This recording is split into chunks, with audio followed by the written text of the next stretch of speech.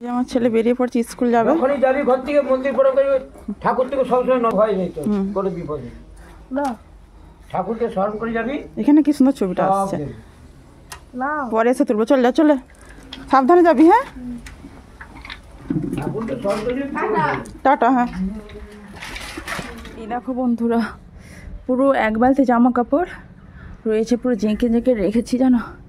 এই যে বেডশিট রয়েছে, ছেলের জামা কাপড়। তো চলো, রোদটা কিন্তু দারুণ বেরিয়েছে, জাস্ট ফাটাফাটি রোদ।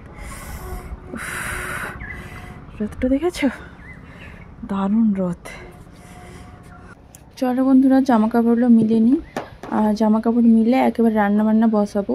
আর আজকে রোদটা ভীষণ তীব্র হয়েছে জানো তো। আজকে বড়িও দিয়েছি সকাল সকাল, বড়ি দিয়ে ছেলেকে পড়ালাম, ছেলেকে পড়িয়ে তারপর ছেলেও স্নান করলো, আমিও স্নান করলাম, পুজো করলাম, তারপর খেয়ে দিয়ে জামা কাপড় মিলতে আসছি।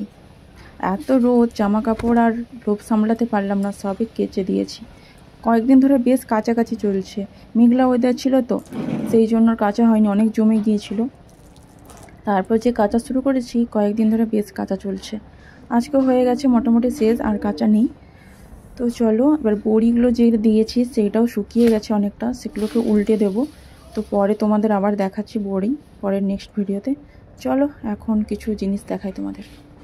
আর এইখানে দেখো রজনীগন্ধা ফুল হয়েছে, একটাই স্টিক বেরিয়েছে, এইটা একটা হচ্ছে।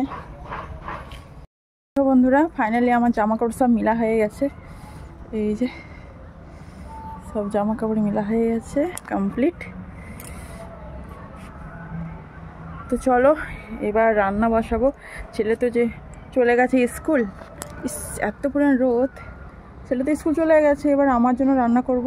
আর আমাদের গাছের মুকুল দেখো কত হয়েছে, একটা গাছ তো কেটে দিয়েছে, আর একটা গাছে মুকুল খুব একটা হয় না। এই গাছে মুকুল, দাঁড়াও তোমাদের ব্যাক ক্যামেরা দেখাই। ওই দেখো আমাদের এটা হচ্ছে নতুন হয়েছে ছাদটা।